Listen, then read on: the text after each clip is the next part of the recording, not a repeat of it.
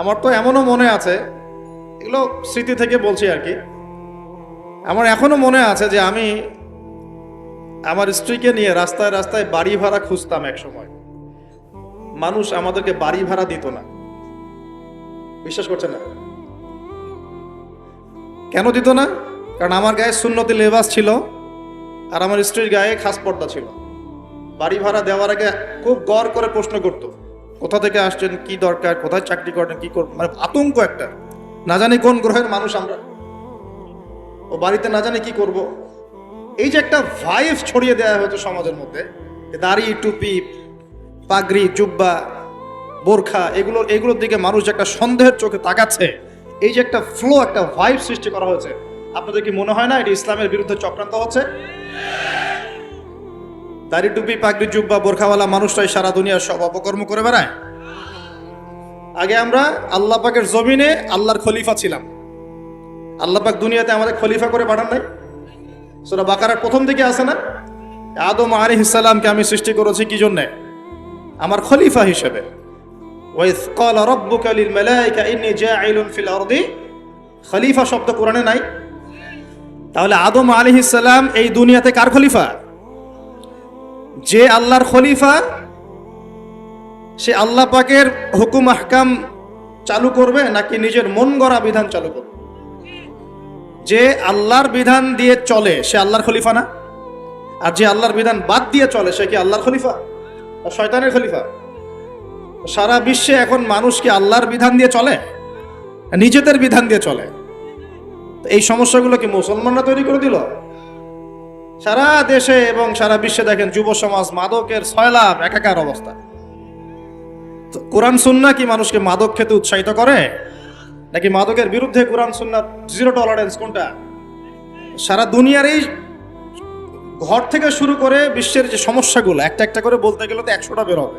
এই সবগুলো সমস্যা কি মুসলমানরা করে দিল, না মুসলমানদের উপর এই সমস্যাগুলো চাপিয়ে দেওয়া হচ্ছে? কোনটা? কিন্তু মিডিয়ার মধ্য দিয়ে, প্রযুক্তির মধ্য দিয়ে, নিজস্ব প্রিন্ট এবং ইলেকট্রনিক মিডিয়াগুলোর মধ্য দিয়ে সারা বিশ্বে ছড়িয়ে দেওয়া হয়েছে সবচেয়ে খারাপ মানুষ মনে হয় মুসলমানরাই, তাই না? যত বাঁকা দৃষ্টি শুধু দাড়ি, টুপি, পাগড়ি, বোরখা, এগুলো। ঢাকা শহর ভূমিকম্প প্রবণ এলাকা না? ভূমিকম্পের যে পাপগুলা, সেই পাপগুলো আমি কিন্তু একটা লেকচার আলোচনা করে আসছি সিলেটে, দেখে নিন অনলাইনে। 15টা থেকে 20টা পাপ আছে। এই পাপগুলোতে যখন একটা জাতি লিপ্ত হয় আল্লাহর পক্ষ থেকে আযাব আসে।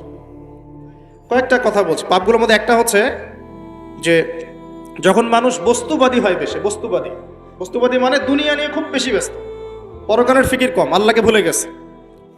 তারপরে যখন আমানত উঠে যায়, আমানত কি হয়? উঠে যায়।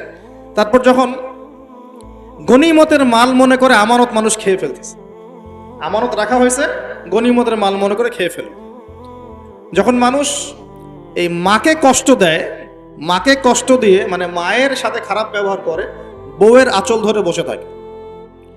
যখন মানুষ বাবাকে দূরে ঠেলে দেয় আর বন্ধু বান্ধবকে কাছে টেনে নেয়। তারপরে আছে যখন গান বাজনা, বাদ্যযন্ত্র বেশি হয়, মানুষের কানের কাছে যখন বাদ্যযন্ত্র বাজতে থাকে, মানে হেডফোন দিয়ে গান শুনছেন, এখন কানের কাছে বাদ্যযন্ত্র বাজছে। তারপর যখন মানুষ মাদকদ্রব্য বেশি সেবন করা শুরু করে, যখন জেনা বেশি বেড়ে যায়, অশ্লীলতা বেশি বেড়ে যায়, ব্যভিচার বেড়ে যায়, এই পাপগুলো যখন বেড়ে যায় এবং গায়িকা নর্তকীদের সংখ্যা বেড়ে যায়। প্রতিটা কথা আরবি দিয়ে বলা আছে, আমি বলতে গেলে টাইম যেত, আমি শর্ট করে বললাম। এই কাজগুলো যখন একটা সমাজের মধ্যে বেশি হয় তখন ওই জায়গায় আল্লাহর পক্ষ থেকে 2টা মারাত্মক মানে আযাব আসে। তার মধ্যে একটা হচ্ছে মহামারী, আর একটা হচ্ছে এই ভূমিকম্প। আর ভূমিকম্পের সাথে চলে আসে ভূমি ধস, মানে ভূমি ধসে যায় এবং চেহারার আকৃতি পরিবর্তন হয়। আর একটা কি, হ্যাঁ, গরম বাতাসের আযাব আসে। এই গরম বাতাসের আযাবটা এখন আসে নাই, কিন্তু আমি শেষ জামানার হাদিসগুলো টুকটাক গবেষণা করে মনে হচ্ছে অচিরে গরম বাতাসের একটা আযাব আসবে বিশ্বের দিকে। এবং নাসাও এটা নিয়ে গবেষণা করছে অলরেডি। সূর্যের মধ্যে অনেক রকম বিক্রিয়া হচ্ছে, তেজস্ক্রিয় বিক্রিয়া হচ্ছে ইত্যাদি, হিলিয়াম গ্যাসের অনেক বিস্ফোরণ হচ্ছে। এগুলোর ওয়েভ বা ফ্লোটা আস্তে আস্তে পৃথিবীর দিকে ধেয়ে আসবে। নবীজি বলেছেন ফালিয়ারতাকিবু ইনদা যালিকা রিহান হামরা। এই রিহান হামরা কথাটা এই হাদিসের মধ্যে আছে। তিরমিজির 2211 নম্বর হাদিস এটা আছে। গরম বাতাস ধেয়ে আসবে পৃথিবীর দিকে, গরম বাতাসের আযাব, গরম বাতাসের আযাব আসবে। ওয়া জালজালা, এবং ভূমিকম্প। অন্য হাদিসে আসছে সানাওয়াতু জালাজিল, ভূমিকম্পের বছরগুলো। আর আসছে মুতানুন শাদীদ, বড় মহামারী। আর খসফুন মানে যে জমিন ধসে যাওয়া, মাসখান মানে চেহারা আকৃতি বিকৃত হয়ে যাবে। আর কযফান একটা আছে, কযফান মানে পাথরের বৃষ্টি বর্ষিত হবে। এই আযাবগুলো কখন আসে? এই পাপগুলোতে মানুষ যখন লিপ্ত হয়। আর আমাকে বলেন দেখি, এই পাপগুলোতে আমরা কম বেশি লিপ্ত আছে কি নাই? আর বড় বড় বস্তুবাদী শহরগুলোতে এই পাপগুলো বেশি না? এখানে মানুষ ওই হাদিসের উপর আমল করছে এখন। কোন হাদিস? নবী সাল্লাল্লাহু আলাইহি ওয়াসাল্লামের ইন্তেকালের ৮০ থেকে ৮৫ দিন আগে একটা হাদিস তিনি বলে গেছেন, একদম শেষের দিকে, জীবনের শেষের দিকে। ওই হাদিসটাকে বলে হাদিসে জিবরিল। কি বলে? নবীজিকে জিবরাইল আলাইহিস সালাম মানুষের রূপ ধরে এসে জিজ্ঞাসা করেছিলেন যে কিয়ামত কবে হবে। নবীজিকে জিবরাইল আলাইহিস সালাম মানুষের রূপ ধরে সবার সামনে জনসম্মুখে এসে জিজ্ঞাসা করেছেন কিয়ামত কবে হবে। নবীজি বলছেন মাত্র দুটো আলামত বলেছেন। কয়টা ভাই? দুইটা। একটা হচ্ছে আনতালিদাল আমাতু রাব্বাতুহা, দেখবে যখন দাসী মনিবকে জন্ম দিচ্ছে। দাসী মনিবকে জন্ম দিচ্ছে মানে কি? সমাজের ন্যায় অন্যায়, হক বাতিল, হালাল হারাম, এই যে মানদণ্ড সব উল্টে যাবে। হালাল হবে হারাম, হারাম হবে হালাল, ন্যায় হবে অন্যায়, অন্যায় হবে ন্যায়, হক হবে বাতিল, বাতিল হবে হক, জায়েজ নাজায়েজ, নাজায়েজ জায়েজ। হ্যাঁ, মানুষ এই মানদণ্ড চেঞ্জ করে না এখন। বুঝতে পারছেন না মনে হয়? এখন সমাজে সত্য মিথ্যা, ন্যায় অন্যায়ের মানদণ্ড কি কোরআন সুন্নাহ এখনো টিকে আছে? এখন মানুষ নিজে যেটা ন্যায় মনে করে সেটাই ন্যায়, নিজে যেটাকে অন্যায় মনে করে সেটা অন্যায়, নিজে যেটাকে ভালো মনে করে সেটা ভালো, নিজে যেটাকে খারাপ মনে করে সেটা খারাপ। আল্লাহ যেটাকে হালাল করে দিয়েছেন মানুষ হারাম করে নিচ্ছে, আল্লাহ হারাম করে দিয়েছেন মানুষকে হালাল করে নিচ্ছে। হচ্ছে কি না এগুলা? তো এই যুগ চলে আসে নাই যে দাসী মনিবকে জন্ম দিচ্ছে না? মানে মানদণ্ড উল্টে গেছে। আমার কথা কি বুঝতে পারেন? মানদণ্ড উল্টে গেছে। জিনিস ভালো মন্দের, ন্যায় অন্যায়, হক বাতিলের মানদণ্ড উল্টে গেছে। বলেন তো সত্য মিথ্যার মানদণ্ড কি? আমার বুদ্ধি না আল্লাহর ওহী? কোনটা? সত্য মিথ্যা, ন্যায় অন্যায়, হক বাতিলের চূড়ান্ত মানদণ্ড কি? আমার বুদ্ধি নাকি আল্লাহ পাকের কোরআন সুন্নাহ? কোনটা? কিন্তু সমাজে কি সেটাই বাস্তবায়িত আছে 100%? 50%ও কি আছে? তো এই সমস্যাটা কি চলছে কিনা? তার মানে কি আমাদের এই বড় আলামতটা আমরা দেখছি কিনা? দেখছি। গেল 2 নম্বরটা নবী বলছেন ওয়া আনতারাল হুফাতাল উরাতাল আলাতা রিয়া আশাই ইয়াতাতাওয়ালুনা ফিল বুনিয়ান। নবীজি বলছেন যখন দেখা যাবে সমাজের সবচেয়ে দরিদ্র শ্রেণীর মানুষ, স্যান্ডেল কেনার টাকা ছিল না, কাপড় পরার টাকা ছিল না, এই শ্রেণীর মানুষ, রাখাল মানে গরু ছাগল চড়াতো, এই শ্রেণীর মানুষ উঁচু উঁচু অট্টালিকা নির্মাণের প্রতিযোগিতা করবে। ভালো করে বোঝেন, নবীজি বলছেন না ধনীরা, সমাজের ধনীরা অট্টালিকা নির্মাণের প্রতিযোগিতা করবে। নবীজি এই কথা বলছেন না হাদিসে। নবীজি বলছেন সবচেয়ে দরিদ্র শ্রেণীর মানুষ, রাখাল শ্রেণীর মানুষ, স্যান্ডেল নাই, গায়ে জামা নাই, এরা উঁচু উঁচু অট্টালিকা নির্মাণের প্রতিযোগিতা করবে। করছে কিনা? কিভাবে সম্ভব এই শ্রেণীর মানুষের অট্টালিকা নির্মাণ না, নির্মাণের কম্পিটিশন করা কিভাবে সম্ভব? 1, সুদের মধ্য দিয়ে, 2, করাপশন দুর্নীতির মধ্য দিয়ে, 3, অন্যের সম্পদ আত্মসাৎ করার মধ্য দিয়ে। এই সমস্যাগুলো চলছে কিনা সমাজে? এরাই যখন 10-20 তলা বিল্ডিং উঠাবে তখন তো আর মানুষকে মানুষই মনে করবে না। বুঝতে পারছেন না মনে হয়? এদের তো কোনো পড়াশোনা নাই, কোনো ব্যক্তিত্ব নাই, কোনো দিনই এলেম নাই, রুচিবোধ নাই, কালচার না, সামাজিক না, এর তো মানে অসামাজিক। এরা যখন, এদের হাতে যখন আপনি সম্পদ চলে যাবে, এরা তো সাধারণ মানুষকে মানুষই মনে করবে না, গরিব মানুষকে কিছুই মনে করবে না, ও মনে করবে আমি সব কিছু। আমরা দেখেছি যার একটা বাড়ি আছে ঢাকায়, ও মানুষকে মানুষই মনে করে না, মানুষকে মানুষই মনে করে না, যে মনে করে আমি শহরের মালিক। হ্যাঁ, কি একটা অবস্থা মানুষের মধ্যে, যে কি অহংকার, কি আত্ম অহংকার, এই দালান কোঠার যে অহংকার। এই সমস্যাগুলো হলে আল্লাহ ভূমিকম্পতে ধসায় দিবেন না? দেখেন নাই কয়দিন আগে কি হলো? গতকালকে যে কোটিপতি ছিল তার পরের দিন রুটি নিয়ে দাঁড়ায় আছে। গতকালকে আইসক্রিম বিক্রি করেছে নাচানাচি করে, তারপরের দিন বসে আছে, কিচ্ছু নাই। আল্লাহ পাক এই পাপগুলা দেখে সবর করেছেন, ধৈর্য ধরেছেন। ধৈর্য ধরে একসময় যখন আল্লাহ পাকের আযাব চলে আসছে, একবারে সব সমূল উৎপাদিত হয়ে গেছে। আমরা তো কারো দুঃখে খুশি না, বরং এগুলো সারা দুনিয়ার মুসলমানদের জন্য শিক্ষা। সারা দুনিয়ার মুসলমান যে যেখানে আছি, আমাদের সবার জন্য এটা শিক্ষা। এই পাপগুলোতে আমরা লিপ্ত হই, আল্লাহ পাক ছাড় দিলেও ছাড়বেন না। আল্লাহ পাক ছাড় দিবেন কিন্তু ছাড়বেন না। মানুষের মধ্যে এখন সম্পদের যে অহমিকা, গরিব মানুষকে মানুষই মনে করে না, খেটে খাওয়া মানুষকে মানুষই মনে করে না। রিক্সাওয়ালা, যারা নিম্নবিত্ত, নিম্ন মধ্যবিত্ত, চা বিক্রি করে, পানের দোকান করে, হালাল খায়, কৃষক, এই মানুষগুলোকে এখন বড় লোকরা মানুষই মনে করে না। যাকাত তো দেয়ই না, যাকাত তো তার উপরে ছিল ফরজ, ওই যাকাত তো দেয়ই না যে এই খাবার তার কাছে পৌঁছাবে। উল্টা কিভাবে তাদের সম্পদ লুটে পুটে খাওয়া দেয় সেই বুদ্ধি। আবার দিলেও যে কত শর্ত, বাপরে বাপ। তো কিছুটা মনের কষ্ট থেকে বললাম কথাগুলো আর কি, যে আসলে আপনি যখন কোরআন এবং সুন্নাহর জ্ঞানী হবেন না, তখন অন্যকে সম্মান দিতে পারবেন না। আমরা বড় বড় স্লোগান দিই যে অমুক অমুকের সেবক, অমুক অমুকের সেবক। আসলে সেবা সত্যিকার অর্থে করছি? আল্লাহ পাক তার রাসূলের মাধ্যমে জানিয়েছেন, এই হাদিসটা একটু শোনেন তারপর সামনে যাই। আল্লাহ পাক তার রাসূলের মাধ্যমে আমাদেরকে জানিয়েছেন, শোনো, আলা কুল্লুকুম রাইন, তোমাদের প্রত্যেকে হচ্ছে দায়িত্বশীল। তোমাদের প্রত্যেকেই দায়িত্বশীল। কেউ পরিবারের দায়িত্বশীল, কেউ ব্যবসা প্রতিষ্ঠানের দায়িত্বশীল, কেউ তোমার চাকরির প্রতিষ্ঠানের দায়িত্বশীল, কেউ সামাজিক দায়িত্বে আছো, কেউ প্রশাসনে, কেউ পররাষ্ট্র ইত্যাদি। তোমাদের প্রত্যেকেই দায়িত্বশীল। কুল্লুকুম রাইন ওয়া কুল্লুকুম মাসউলুন আন রাইয়াতি, এবং তোমাদের প্রত্যেককে যার যার দায়িত্ব সম্পর্কে আল্লাহ কিয়ামতের মাঠে জিজ্ঞাসা করবে। আমরা কি উত্তর দেওয়ার জন্য প্রস্তুত আছি ভাই? সবার আগে আমি দেখি, আমি আমার উপর দায়িত্বশীল না? মনে করেন আমি বা আমাদের মতো যারা আছেন, যারা দায়ী ইলাল্লাহ, আলেম ওলামা, যারা উম্মার জন্য ভালো চিন্তা করেন, জনগণকে পথ দেখানোর চেষ্টা করেন, তাদের উপর সবচেয়ে বড় আমানত হচ্ছে কোরআন এবং হাদিস। তাদের উপর সবচেয়ে বড় আমানতটা কি?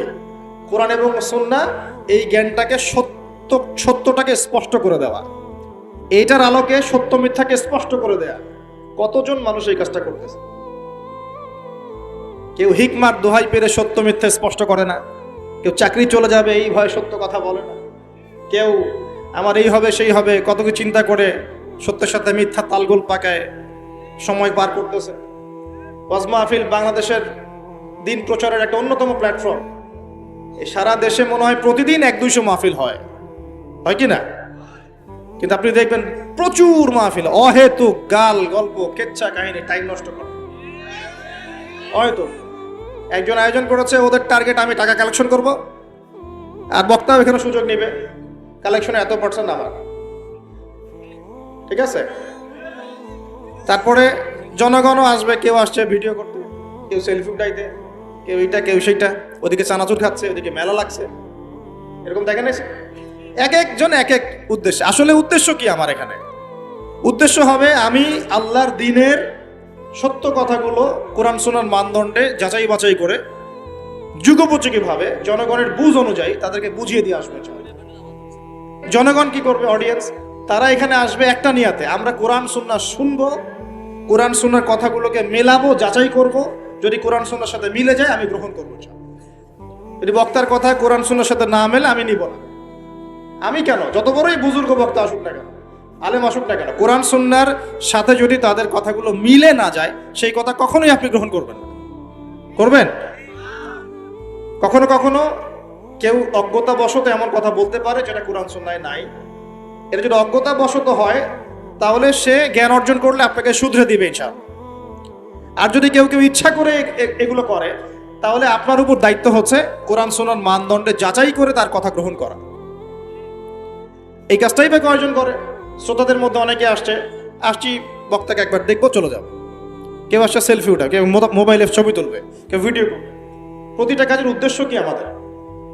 আমাদের দ্বীনি কাজের উদ্দেশ্য হবে এই কাজগুলোর ওসিলায় পরকালে আল্লাহর নাজাত যেন পাই ইনশাআল্লাহ, এবং দুনিয়াতে আল্লাহর দ্বীন যেন এগিয়ে যায়, উপকৃত হয়। রিজিক, টাকা পয়সা, উন্নয়ন সবকিছু আল্লাহ পাকে দিবে ইনশাআল্লাহ। আল্লাহ দিবেন না? ইসলামপন্থীদের হাতেই সবচেয়ে বেশি রিজিক থাকবে ইনশাআল্লাহ। ইসলামপন্থীদের হাতেই সবচেয়ে বেশি সচ্ছলতা থাকবে ইনশাআল্লাহ। আর আগামীতে যে দিন আসতে যাচ্ছে, যে অর্থনৈতিক সংকটময় বিশ্ব আসতে যাচ্ছে, এই সময় যে কোরআন সুন্নাহর আলোকে ইকোনমিক্স ঢেলে সাজাবে, সেই পার পাবে, অন্য কেউ পার পাবে না। বিশ্বাস করছেন না? দেখে নিয়ে, যাকাত যদি এখনো চালু না হয় তাহলে গরিব মানুষের পেটে এবার লাথি মারা হবে সামনে। দেখে নিয়ে, যাকাত চালু করতে হবে। খালি কোটি কোটি টাকা প্রতি মাসে মাসে কামাই করব, যাকাত দিব না, এটা বাদ দিয়ে দেন। যাকাত যে দিবে না সেও বিপদে পড়বে, যাকাত যাকে দেয়া হবে না তারও অর্থনৈতিক মন্দা শুরু হয়ে যাবে। যাকাত আল্লাহ পাক দিয়েছেন কোরআনের। কোরআনের অর্থনীতি মানে যাকাত, কোরআনের অর্থনীতি মানে ব্যবসা, কোরআনের অর্থনীতি মানে সাদাকা, কোরআনের অর্থনীতি মানে কৃষিভিত্তিক অর্থনীতি। এই পুরো বিষয়গুলোর মধ্যে সারা বিশ্বের অর্থনীতি পড়ে যায়। কিন্তু এখন আমরা এগুলো সব না হলেও অনেকগুলো অংশ সরিয়ে দিয়ে সুদ চালু করে এটা দিয়ে খাচ্ছি আর কি। সুদের পরিণাম ধ্বংস হবেই হবে, আজ হোক আর কাল হোক, সুদ ধ্বংস হবেই হবে। সারা দুনিয়া এখন দেখছে যে সুদ কিভাবে ধ্বংস হয়। সারা দুনিয়া এখন দেখছে সুদ কিভাবে ধ্বংস হবে। মনে রাখবেন, এর ফলে শুধু এক শ্রেণীর মানুষই লাভবান হবে। কোন শ্রেণী? যারা বুর্জোয়া শ্রেণী, যারা পুঁজিবাদী শ্রেণী, যারা ধনিক শ্রেণী, যাদের হাতে সম্পত্তি কুণ্ঠিগত থাকবে, এরা হয়তো পার পেয়ে যাবে এই দুনিয়াতে। কিন্তু মধ্যবিত্ত শ্রেণী আর নিম্ন মধ্যবিত্ত শ্রেণীর জীবনে এমন দুর্ভোগ নেমে আসবে সামনে, দেখে নিয়ে কি হয়। সুদের পরিণতি হচ্ছে ধ্বংস। সুদের পরিণতি মানেই ধ্বংস। সুদ যখন চালু হবে তখন আল্লাহ পাক কোরআনে বলছেন, ও যে ব্যক্তি সুদ খেলো সে যেন আমার এবং আমার নবীর সাথে যুদ্ধ করলো। এটা বলি তাহলে বুঝবেন। সূরা বাকারায় 279-80 এই আয়াতগুলোর দিকে আছে। 79-80 আল্লাহ পাক বলছেন, ইয়া আইয়ুহাল্লাযীনা আমানু, হে মুমিনগণ, ইত্তাকুল্লাহ, তোমরা আল্লাহকে ভয় করো। আল্লাহর কথা সহজ না? তোমরা আল্লাহকে ভয় করো। ওয়াযারু মা বাকিয়া মিনার রিবা, সুদ ছেড়ে দাও। সুদের অবশিষ্ট অংশ ছেড়ে দাও মানে সুদ ছেড়ে দাও। ওয়া ইল্লাম তাফআলু, যদি তোমরা সুদ না ছাড়ো, ফাআযানু বিহারবিন মিনাল্লাহি ওয়া রাসূলিহি, তাহলে আল্লাহ এবং তার রাসূলের সাথে যুদ্ধের ঘোষণা শুনে নাও। কার কথা এটা? আমি বানিয়ে বললাম? আপনার কিতাব। এই কিতাব আপনার বাসায় নাই? আপনি কি এই কিতাবের জন্য জীবন দিতে চান না? যখন এই কিতাবকে কেউ অবমাননা করে, আপনার তো গা জ্বলে, হৃদয় রক্তক্ষরণ হয়। কয়েকদিন আগে ওই যে সুইডেন না ডেনমার্ক, হ্যাঁ, আমি নামও ভুলে গেছি, ভুলে যাওয়াই ভালো। এগুলো মনে রাখাই খারাপ, কারণ এদেরকে মনে রাখে কি হবে। শুধু প্রথম কথা হচ্ছে যে ওই পশ্চিমা সভ্যতার মধ্যেই যারা বাক স্বাধীনতার কথা বলে, ব্যক্তি স্বাধীনতার কথা বলে, আর তাদের বাক স্বাধীনতা মানে হচ্ছে ছেলে ছেলে বিয়ে করতে পারবে, এটা ব্যক্তি স্বাধীনতা। আর বাক স্বাধীনতা মানে ইসলামের বিরুদ্ধে যা ইচ্ছা তাই বলতে পারবে, ইসলামের বিরুদ্ধে যা ইচ্ছা তাই বলতে পারবে, এটা হচ্ছে বাক স্বাধীনতা। আর আল্লাহ পাকের বিধানের বাইরে যা ইচ্ছা তাই করতে পারবে, মদ খাবে, সুদ খাবে, ঘুষ খাবে, জেনা করবে, পর্নোগ্রাফিতে থাকবে, যা ইচ্ছা করবে, এর নাম হলো ব্যক্তি স্বাধীনতা। এটা ওরা বিশ্বাস করে। তো সেখানে কোরআনকে অবমাননা করেছে, কোরআন পুড়িয়ে দিয়েছে, আপনারা দেখেছেন তো। তখন আপনার খারাপ লাগে নাই? একটু খারাপ লাগে নাই ভাই? কষ্ট হয় নাই? যদি সে আপনার ছেলে হতো, আপনি কি করতেন বলেন? আপনার ছেলে যদি কোরআন পুড়িয়ে দিত, কি করতেন?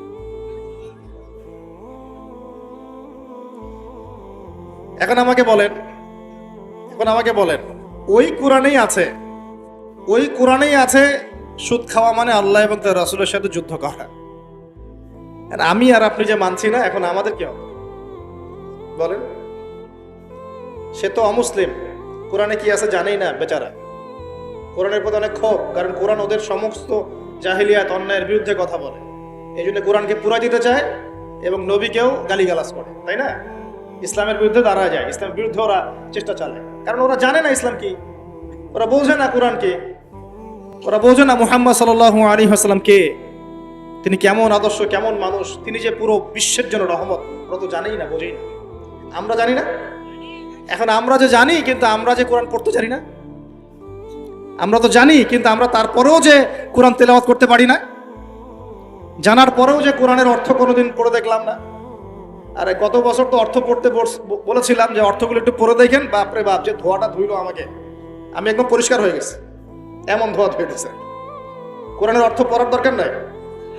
আমি কি বলেছিলাম যে কোরআন তেলাওয়াত করলে কোনো নেকি হবে না? কোরআন তেলাওয়াত করলে কোনো নেকি হবে না, এই কথা বলেছিলাম না? বলেছিলাম যে কোরআন তেলাওয়াত শুধু তেলাওয়াত করে গেলে আপনি ভিতরের হকটা আদায় করতে পারবেন না। কোনটা বলেছে? কোরআনে আপনি সূরা ফাতিহা পড়লেন, কিন্তু সূরা ফাতিহার অর্থ আপনি বুঝলেন না।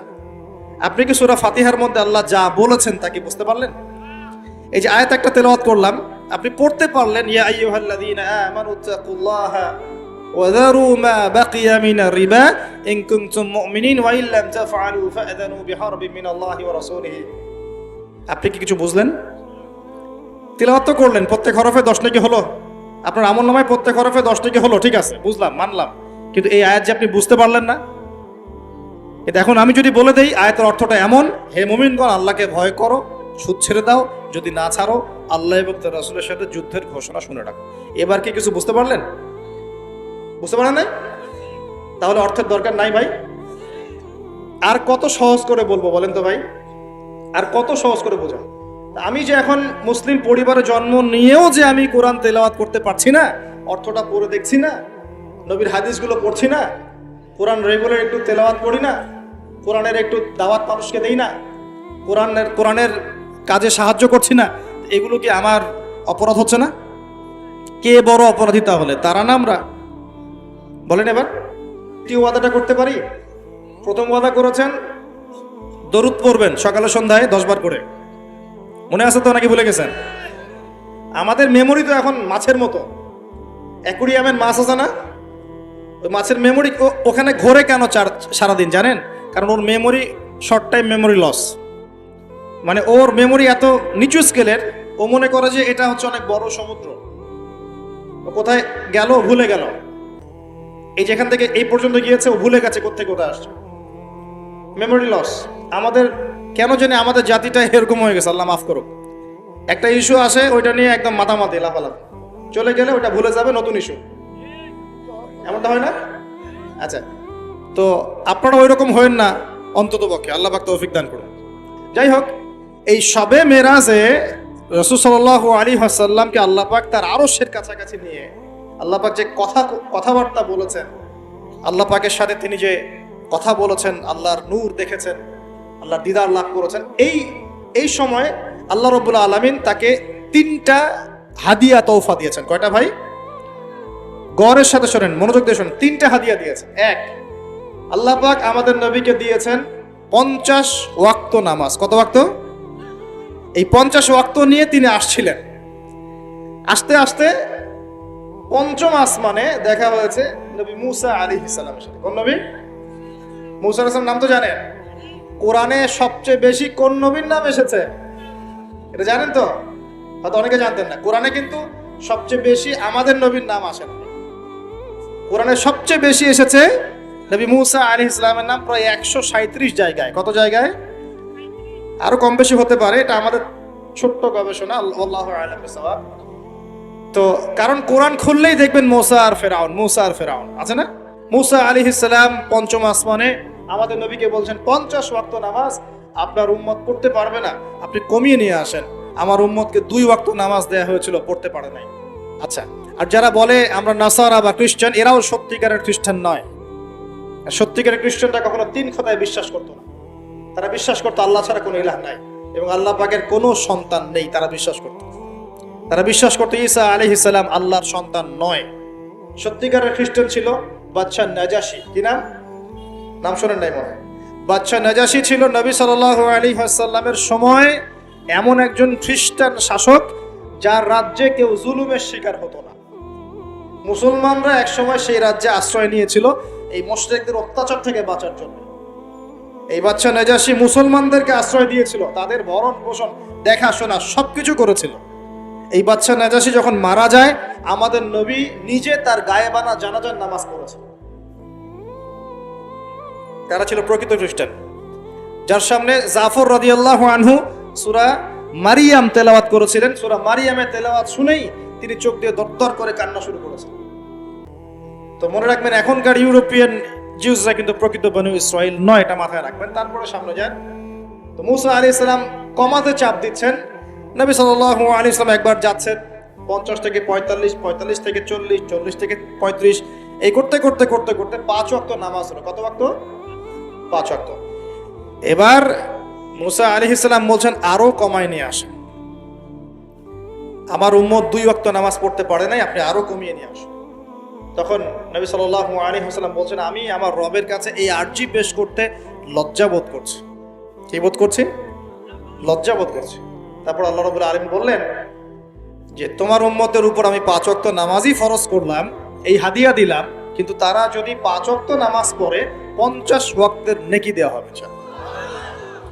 আর কিছু চাই ভাই? 5 ওয়াক্ত নামাজ পড়লে আমরা প্রতিদিন 50 ওয়াক্ত নামাজ পড়ছি। শুধু তাই নয়, আল্লাহ পাক বলে দিলেন তোমার উম্মতের কোনো ব্যক্তি যে কোনো ভালো কাজ করুক না কেন তাকে 10 গুণ বাড়ায় দেওয়া হবে। 1 টাকা দান করেছেন 10 টাকার নেকি দেওয়া হবে। 1 রাকাত নামাজ পড়লেন 10 রাকাতের নেকি দেওয়া হবে। একটা সেজদা করলেন 10টা সেজদার নেকি পাওয়া যাবে। একবার সুবহান, একটা পাপের কারণে আল্লাহ পাকের মহামারী নেমে আসে, আল্লাহ পাকের পক্ষ থেকে মহামারী নেমে আসে।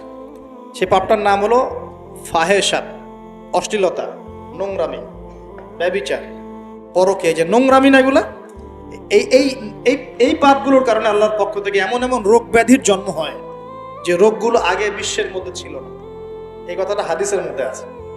এই অবৈধ জেনা এবং ব্যভিচার, পরকে, এইসব সম্পর্কের কারণে আল্লাহর পক্ষ থেকে এমন কিছু আযাব আসে, এমন কিছু রোগ আসে, ব্যাধি আসে, মুসিবত আসে যা এই দুনিয়াতে আগে কখনো ছিল না। আপনারা কি এইডসের নাম আজকে থেকে 50-100 বছর আগে শুনেছিলেন? কখনো কেউ শুনেছিল? এখন আশঙ্কাজনক হারে এগুলো বাড়ছে কিনা? কোনো চিকিৎসা আছে এগুলো? তাহলে মনে করছেন এগুলো কি আল্লাহর পক্ষ থেকে আযাব না? আল্লাহর আযাব না এগুলা? আমরা এখন এমন একটা জায়গায় চলে আসছি, আসলে কি বলবো, এখনকার নিউজগুলো এমন যে কোনো জায়গায় কোনো ক্ষেত্রে দেখা যায় যে বৈধ সম্পর্ক যেগুলো আছে না, বৈধ সম্পর্ক, মাহরাম, এই মাহরামদের মধ্যেও অবৈধ যৌন সম্পর্ক চলতেছে না। এগুলো পেপার পত্রিকায় আসে, এগুলো দেখা যায়, অনলাইনে ঢুকলে দেখা যায়। আল্লাহ পাক আমাদের সবাইকে চরিত্র পবিত্র রাখার তৌফিক দান করেন। ভাই, চরিত্র পবিত্র রাখার জন্য একটা আমি পরামর্শ দিই, নিজেকে ভালো কাজে ব্যস্ত রাখেন। নিজেকে ভালো কাজে ব্যস্ত রাখেন, সেটা সামাজিক কাজও হতে পারে। সমাজ কল্যাণমূলক কাজ করেন না, জনসেবা করেন, মানুষের সেবা করেন, মানুষের কাছে থাকেন, সোশ্যাল ওয়ার্ক করেন। এই যে অ্যাসোসিয়েশন আছে না কিছু সামাজিক, নন পলিটিক্যাল, নন প্রফিটেবল কিছু ফাউন্ডেশন থাকে না, মানুষের কল্যাণে কাজ করেন। ইফতারের প্রজেক্ট করেন সামনে, ঠিক আছে? তারপরে শীতবস্ত্র হয়, তারপরে যে ত্রাণ রিলিফ, মানে মানুষের কল্যাণ, বৃক্ষরোপণের কাজ, তারপরে আপনার এই যে রক্তদান কর্মসূচি, এই টাইপের যে ভালো ভালো কাজ, সমাজ কল্যাণমূলক কাজ, এই সমাজ কল্যাণমূলক কাজগুলো করলে মনটা বড় হবে ইনশাআল্লাহ। ভালো কাজে ব্যস্ত থাকবেন, আপনি দেখবেন মাথার মধ্যে শয়তানি নাই। যখন মানুষের কাজ নাই, সারাদিন অলস বসে থাকে, মাথার মধ্যে দুনিয়ার শয়তানি ঘোরাফেরা করতে থাকে। আল্লাহ পাক আমাদের সবাইকে ভালো কাজের সাথে থাকার তৌফিক দান করুন এবং ভালো কাজে একে অপরকে সহযোগিতা করার তৌফিক দান করুন। এবং আল্লাহর ওয়াস্তে একটু ওয়াদা করেন, আর যাই করেন অর্থনৈতিক জীবনে সুদের সাথে সম্পৃক্ত হবেন না। হবেন? সুদের পাপ কি? নিজের মায়ের সাথে করে। এই হাদিস কেউ শোনায় নাই ভাই? সুদের পাপের 70টা বা 73টা শাখা আছে।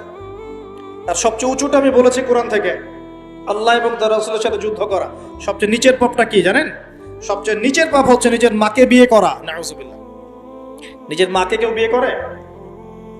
এর চাইতেও জঘন্য কাজ হলো সুদ খাওয়া, কারণ সুদের মধ্য দিয়ে মানুষের রক্তকে চুষে খাওয়া হয়। আর মেরাজের রাতে যখন নবী সাল্লাল্লাহু আলাইহি ওয়াসাল্লাম, যে মেরাজের কথা বলছিলাম, তিনি আল্লাহর সাথে সাক্ষাৎ করতে গিয়েছিলেন, তখন জাহান্নামের অনেক আযাব তিনি দেখেছেন। আর কিছু প্রশ্ন করতে পারে মানুষ যে জাহান্নাম কি তাহলে আগেই তৈরি হয়ে আছে, আযাব কি এই সেই, এগুলো অ্যান্সার দেওয়ার জন্য আরেকটা লেকচার লাগবে। মনে রাখবেন, সময় এর নিয়ন্ত্রণ আল্লাহর হাতে। আমাদের কাছে অতীত, বর্তমান, ভবিষ্যৎ এই বিষয়গুলো আছে, আমাদের টাইম ফ্রেমের মধ্যে এটা আছে। আল্লাহ পাকের কাছে এইভাবে সময় না যে অতীত একটা, এটা বর্তমান, এটা ভবিষ্যৎ, এমন নয়। সবকিছু আল্লাহর সামনে, সবকিছু। আমরা যেখানে ঘুরি, এই সৌরজগতে আমরা ঘুরছি, এই যে ওয়াজ করছি যখন আমরা, এখনো জমিনটা ঘুরছে কিনা? আমাদেরকে নিয়ে পৃথিবী ঘুরছে শূন্যের মধ্যেই। সুবহানাল্লাহ বলেন। আমাদেরকে নিয়ে পৃথিবী এখনো এই মুহূর্তেও শূন্যের মধ্যে ঘুরছে, আসমানে ঘুরছে কিনা? আমরা কি টের পাচ্ছি? টের পাচ্ছি না। সূর্য উঠছে, আমাদের কাছে মনে হয় যে একটা দিন আসলো, ডুবলো, একটা রাত হয়ে গেল। যদি আল্লাহ পাক পৃথিবীর ঘোরার গতিটাকে কমায় দেন তাহলে কি হবে জানেন? দিন রাত লম্বা হয়ে যাবে। বুঝেন না? মনে হয় আল্লাহ পাক যদি এই যে আমরা ঘুরছি মনে করেন এভাবে, আল্লাহ যদি গতিটাকে কমায় দেন, আস্তে আস্তে ঘুরে, তাহলে দিন রাত লম্বা হয়ে যাবে। বিজ্ঞানীরা বলে, এটা বিজ্ঞানীদের কথা, এটা আমার কথা না, বিজ্ঞানীরা বলে তখন আমাদের দাড়ি চুলও নাকি পাকবে না, বয়সও নাকি পারবে না। যাই হোক, ওটা ওদের থটস, এটা আমাদের থটস না। আলোর বেগে যদি মানুষ মহাবিশ্বে মহাকাশে সফর করতে পারে, আলোর বেগের চেয়ে বেশি বেগে, এখনকার সায়েন্সরা বলে, ওরাই বলে যে মানুষ তখন ফিউচারে চলে যেতে পারে, ভবিষ্যতে যেতে পারে, আলোর বেগে যদি সফর করতে পারে। এটা ওদের কথা, আমরা এইসব আলোচনা যাচ্ছি না। আমি বলছি সময়ের নিয়ন্ত্রণ কার হাতে? আল্লাহর হাতে। বারজাখ বলে একটা জগৎ আল্লাহ তৈরি করেছেন। কি নাম? বারজাখ। এই জগৎটা হচ্ছে আমাদের দুনিয়ার জগৎ আর জান্নাত জাহান্নামের যে কিয়ামতের দিন, এর মাঝখানের একটা জায়গা। এখানে ইল্লিন আর সিজ্জিন দুটো স্তর আছে, একটা নাম ইল্লিন, একটা সিজ্জিন। এই দুনিয়ার নেককার মানুষ যারা, তাদের আত্মাগুলোকে আল্লাহ পাক এই যে ইল্লিনে নিয়ে গিয়ে রেখে দেন। আর দুনিয়াতে যারা পাপাচারী, তাদের আত্মাগুলোকে আল্লাহ পাক সিজ্জিনে রেখে দেন।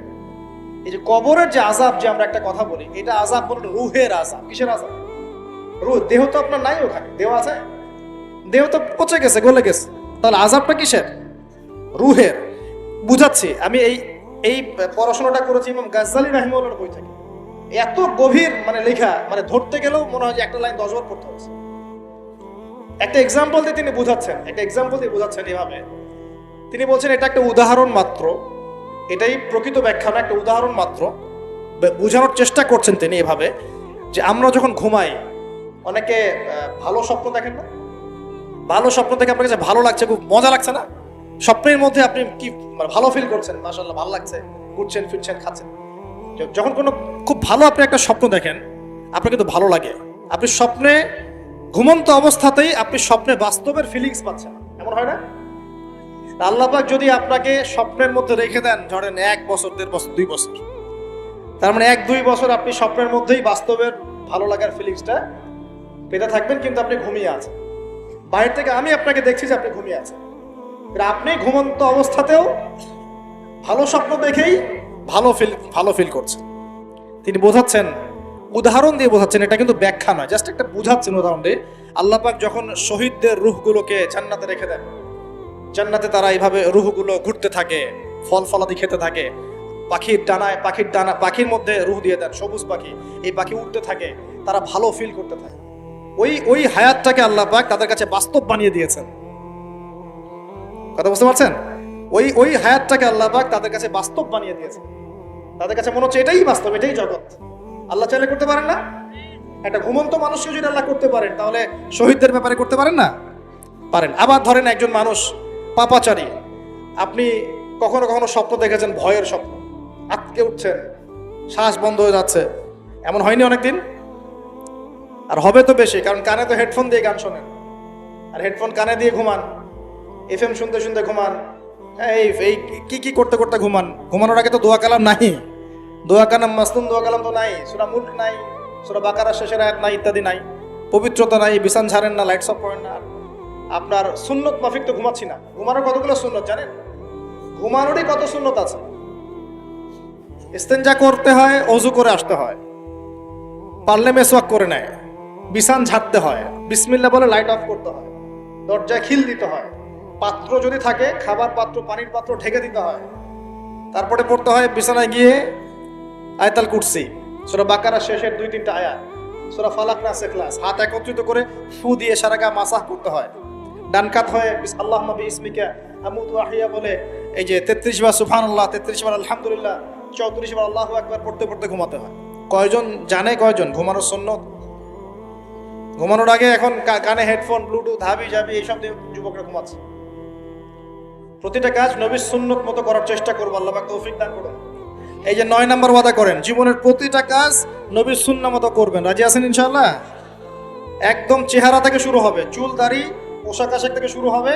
আল্লাহ পাক যত উপরে নিয়ে যাবেন, আপনি যেখানেই যান নবীর সুন্নত বাস্তবায়ন করবেন ইনশাআল্লাহ। আল্লাহ পাক তৌফিক এনায়েত করুন, বলি আমিন।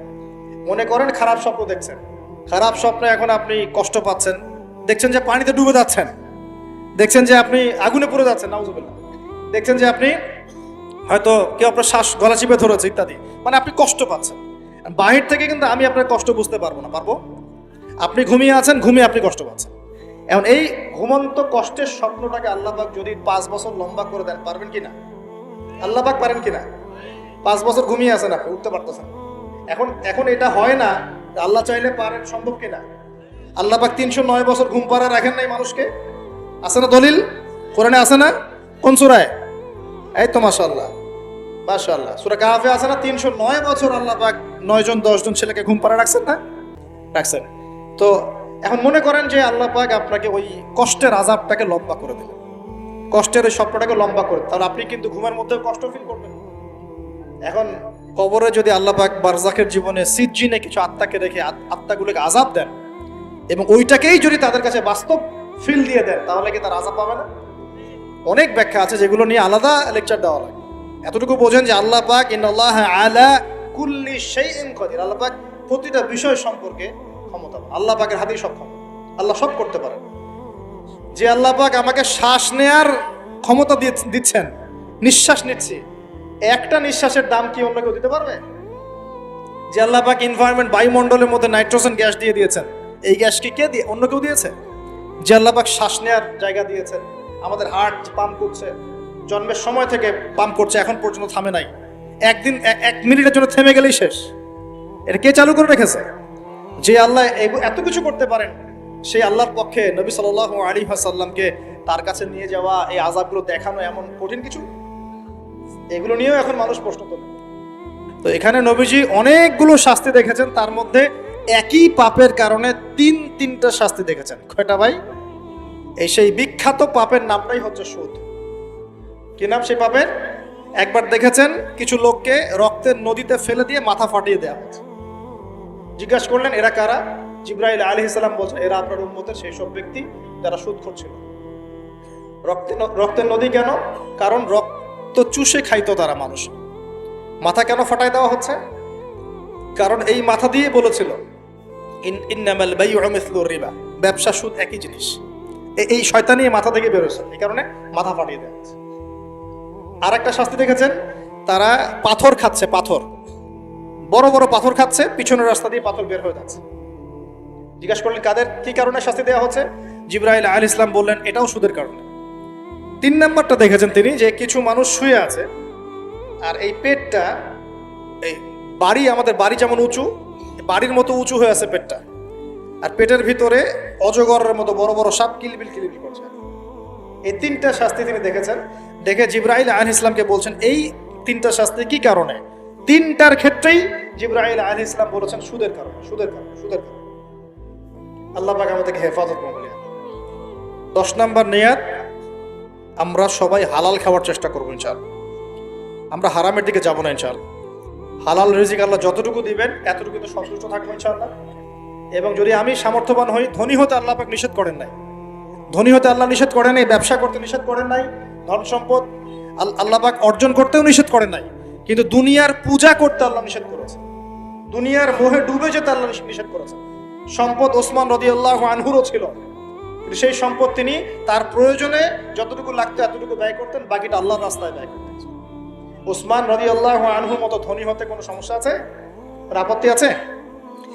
একটা আমল তার জীবনী থেকে পাওয়া যায়, এটা পড়ে আমার কাছে এত মানে নিজেকে এত ছোট মনে হচ্ছে, কাশ যদি এই আমলটা আমি করতে পারতাম। বলে দিব? চেষ্টা করছি যে করার, আপনারাও করার চেষ্টা করেন। ওসমান রাদিয়াল্লাহু আনহু ধনী ছিলেন কিনা? তো নবীর কাছে গিয়ে বলছেন যে আমার ধন সম্পদ খুব বেশি বাড়ছে, ইয়া রাসূলুল্লাহ আপনি সম্পদ একটু কমানোর দোয়া করেন তো আমার জন্য। চিন্তা করা যায় মানুষ এমন দোয়া কেউ করবে এই যুগে? আচ্ছা, নবী সাল্লাল্লাহু আলাইহি ওয়াসাল্লাম বললেন তুমি উটের পিঠে, গাধার পিঠে খাওয়া দাওয়া করো, ঠিক আছে, খাওয়া দাওয়া করো। তো তিনি খাওয়া দাওয়া করেন। এখন কয়দিন পরে, কয়দিন বলতে কতদিন আল্লাহ ভালো জানেন, তিনি এসে বলছেন ইয়া রাসূলুল্লাহ আমার তো সম্পদ আরো আগের চেয়ে বাড়তেছে, দেখি আপনি কি দোয়া করলেন? সম্পদ আরো বাড়া শুরু করেছে। তখন তিনি বলছেন যে তুমি যখন খাও তখন তোমার হাত থেকে যদি খাবার পড়ে যায় তুমি কি করো? তখন তিনি বলেছেন আমি আমার হাত থেকে খাবার যদি পড়ে যায়, একটা দানাও যদি পড়ে যায়, আমি উটের পিঠ থেকে নেমে সেই খাবারটাকে তুলে পরিষ্কার করে তারপর খাই। উসমান রাদিয়াল্লাহু আনহু এত ধনী মানুষ, তিনি প্রতি বেলায় 100 মানুষকে খাওয়াতে পারেন, কোনো সমস্যা নেই। তিনি একাই তাবুকের যুদ্ধে 30,000 সৈন্যের দায়িত্ব নিয়েছেন। 30,000 সৈন্য 3 মাস যাবে, যাত্রা বিরতি করবে, খাবে দাবে, তাদের ঘোড়া অস্ত্রশস্ত্র সব দায়িত্ব একজন ব্যক্তি বহন করেছেন, ওসমান রাদিয়াল্লাহু আনহু। কত বড় ধনী আপনি চিন্তা করেন। উনার মতো ধনী কোন পররাষ্ট্রমন্ত্রী নাই পৃথিবীতে, এখন কোন বিশ্ব নেতাও নাই ওনার মতো ধনী, এখন কেউই নাই। আর উনি কিন্তু তার এই ধন সম্পদ সুদের মধ্য দিয়ে অর্জন করেন নাই, তার ধন সম্পদ দুর্নীতির মধ্য দিয়ে অর্জন করেন নাই। তার ধন সম্পদ তিনি কিন্তু এই যে অন্যের সম্পদ অন্যায়ভাবে দখল করে অর্জন করেন। তিনি সম্পদ অর্জন করেছেন বৈধ পন্থায়, হালাল ব্যবসা করেছেন নাকি না? এই যে আমল, তো নবীজি বলছেন যে তোমার আমল যদি এমনই হয়, তাহলে তোমাকে আল্লাহ পাক সম্পদ দিবে না, কাকে সম্পদ দিবে? মানে তুমি আল্লাহ পাকের যে সম্পদ, রিজিকের যে শুকরিয়া আদায় করো, কৃতজ্ঞতা প্রকাশ করো যে আল্লাহ আমাকে ভালোবেসে রিজিকটা দিয়েছেন।